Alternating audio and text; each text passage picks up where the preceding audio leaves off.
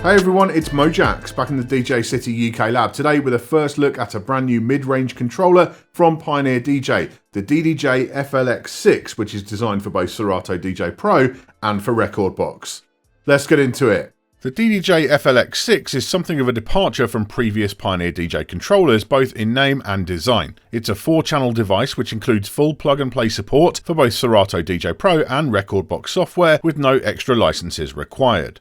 It's equipped with full CDJ-sized jog wheels, 4 channels and a whole bunch of effects options, but is lacking some of the things users might usually expect for its $600 price tag, like balanced outputs and auxiliary inputs or even standalone mixer functions. But this points us towards the target market for the FLX6. It's really designed to be a premium device for the hobbyist home DJ, who is looking to upgrade beyond a simple 2-channel starter controller and get themselves a bunch of new creative options to play with, but who doesn't necessarily have the goal of playing out. Whichever software you use the FLX6 with, the hardware fundamentals are the same, so we'll start with those. Construction is all plastic, as you'd expect from most controllers in this price class, and feels pretty solid. Size-wise, it comes in slightly smaller than the DDJ-1000, which features the same size jog wheels, and so it's certainly fairly portable, although not so small that you feel cramped using it.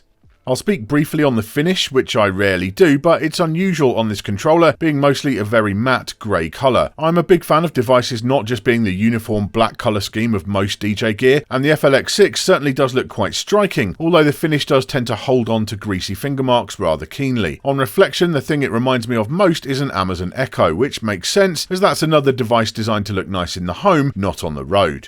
Sound quality seems pretty good, although it's clearly designed to be connected to a basic home setup, so even if I could test it at the moment, I probably wouldn't try it on a big system. It sounds clean enough through studio monitors, however. As I've already hinted at, the connections are sparse, with a pair of unbalanced RCA outputs for both master and booth. Not really sure why there's a booth output with no balanced connections on here, but an extra output is always welcome. And there are no inputs at all, besides the balanced 1/4-inch jack for a microphone. That has a trim control on the rear and a level control around the front, where we also find both sizes of headphone socket, the headphone volume and a Q master blend knob. There's no split Q on the FLX at launch, which is a shame, especially as more bedroom DJs are getting into streaming in 2020, but I guess that could be added in software later. It's currently greyed out in Serato DJ Pro and not available in Rekordbox.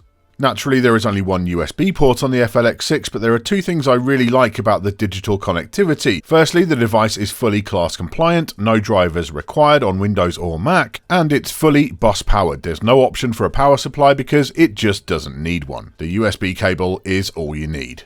The mixer section consists of 4 channels, each with their own Q button, a filter knob which can be customized in Rekordbox, as well as 3-band EQ and a trim control. The EQ behavior is different in each application, but there's nothing untoward here, everything is standard stuff. Track loading is taken care of by a load button above each channel, with browsing done with a single rotary knob and a couple of buttons up top. As there are no inputs, there naturally aren't any input switches on the channels, besides channel 4, which can be swapped between deck 4 and sampler in Rekordbox, giving you more control over that. The deck sections are dominated by the CDJ-sized jog wheels, and I'm really into those. They use capacitive technology, not the mechanical tech found on CDJs, but they actually feel very good. On other Pioneer DJ controllers with big capacitive jogs like the DDJ-SZ, I never much liked the dynamics of them. They've always felt a bit heavy, but these have a very natural and CDJ-like momentum to them. They're just comfortable to use whether scratching or pitch bending. I'm also a big fan of having the red virtual playhead marker in the center. I always feel a little lost on jog wheels without something like that in place.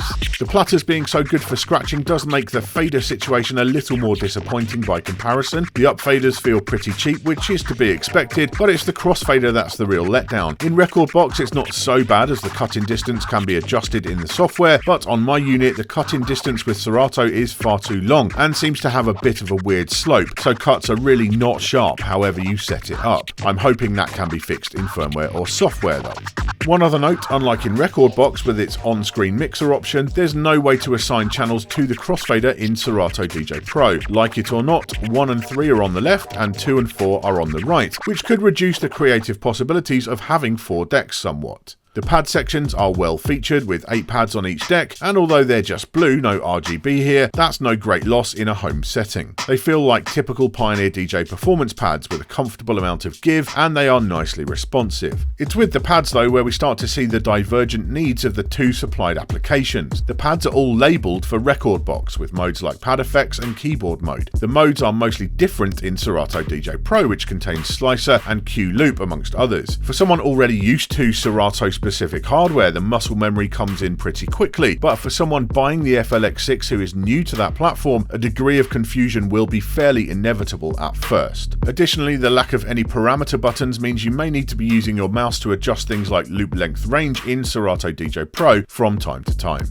One area where the DDJ-FLX6 shines with Serato DJ Pro in particular is that it includes the new scratch bank feature, first seen in the recently released DJM S11 mixer. It's still a very dope feature, offering you the ability to instantly load anything from your scratch bank to a deck with the push of a pad, scratch or do whatever else you want with it, and then load another one or go back to your original loaded track. It's very powerful indeed. Pioneer DJ do have a kind of similar feature with their latest record box versions, where you can quickly load samples to decks, but it's not as fully featured as Scratch Bank at this time.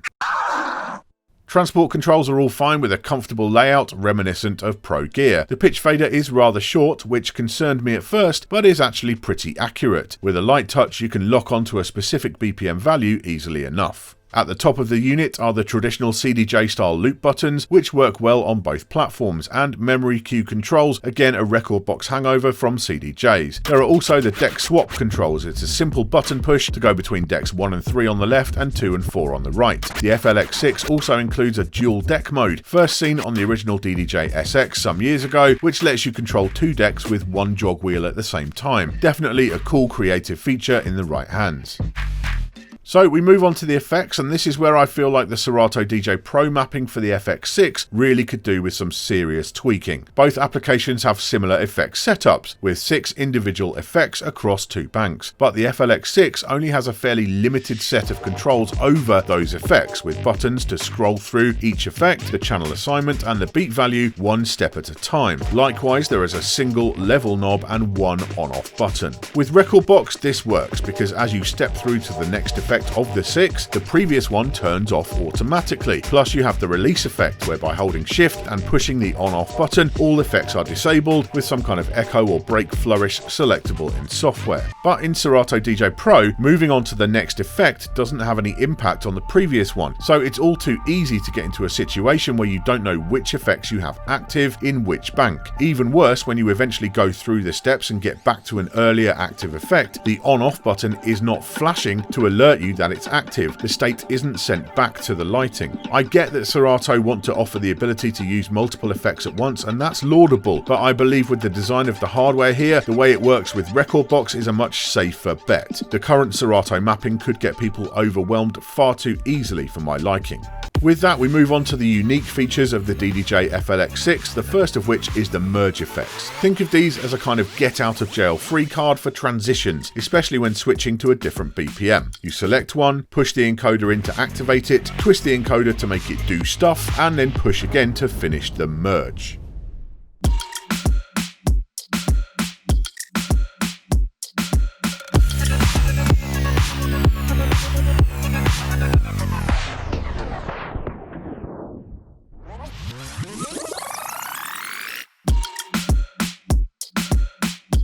It's a cool concept and certainly offers the chance to do more than just endless echo outs, something I can be guilty of doing myself sometimes. The best way to think of it is like a big macro effect, combining sweeps, noises and even samples into the mix. I'm afraid here once again though, Record Box does take the prize for the superior implementation of this feature though, with better sounding default presets and the ability to completely customize the effects to your own taste with an editor built into the software. You can even use your own samples. With Serato DJ Pro you only have the 4 pre-built defaults, and I only really like one of those. The white noise, for example, is way too loud, making the others a little redundant to me. That's definitely fixable in an update though. Overall, it's a fun feature, if ultimately it may end up being a novelty for many.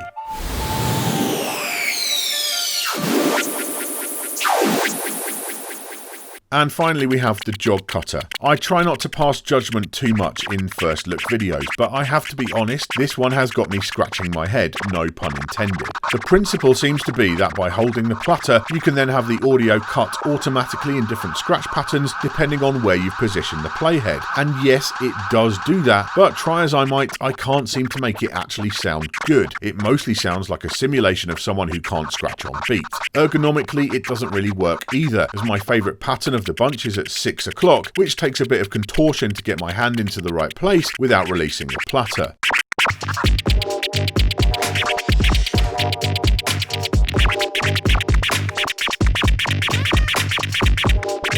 The feature performs basically the same with Serato DJ Pro and Rekordbox, so it's definitely a firmware thing, although again Rekordbox does have more options. By default it jumps to a cue point when activated, and you can disable that in Rekordbox, although I can't really see why you'd want to. What's even weirder is that Jog Cutter is clearly overriding the software crossfader, and so in Serato DJ Pro, but not Rekordbox, the physical crossfader is disabled when using it, meaning you can't cut out the other side whilst the effect is active. Overall, in its current state, Jog Cutter is just not a feature I would ever enable, and that's a shame because the actual idea seems sound enough, but it will need a fair bit of work before it's going to be a useful feature for most DJs, I suspect. So there you go, a first look at the DDJ-FLX6 from Pioneer DJ. A very interesting device, because this is not what I expected it to be, which was a replacement for maybe the DDJ-SR2, which is like a workhorse controller. You know, it's kind of prosumer level, it's got all the connections, like balanced outputs to go into any venue sound system, any kind of speaker setup that you want. That's not what this is. This is more like a premium bedroom controller, designed for people who've bought a DDJ 200 or 400, something like that, and they've reached the creative limits of that hardware, and they want to go a bit further with some more bells and whistles and fun features to just get creative at home. And I think from that perspective, it's going to be pretty successful. I think it's going to do very well. In 2020, there are more and more people, you know, stuck at home, just want to play with music and have fun with it. And that definitely is offered here with the FLX6. I do think it's a little bit stronger as a Rekordbox device than a Serato DJ Pro device. I'm really glad that Pioneer DJ and Serato are continuing this partnership, going so strong with it now. Everything that seems to come out is both Serato DJ Pro and Rekordbox compatible, but we are going to see some products are more sort of Serato focused from their inception, and some are more Rekordbox focused, like the DJM S11, for example. That's clearly stronger as a Serato device at this point than it is a Rekordbox one, and this is a little bit stronger on the Rekordbox side. It's just labeled as such. You know, you look at the pad modes, they're all labeled for Rekordbox, not Serato DJ Pro. But I do still think it's fantastic that it supports both. So you've got the choice, you can decide which platform works best for you and go with it, or just keep switching between the two. I'm excited to get to know this a bit better. You know, there's lots to kind of dig into here, so many features to get my head around. I've only had it like 24 hours at the time of making this video, so I'll be back for a full review. In the meantime, thank you for watching. Make sure you subscribe for all of our future tips, tricks, and product reviews. I'll see you soon.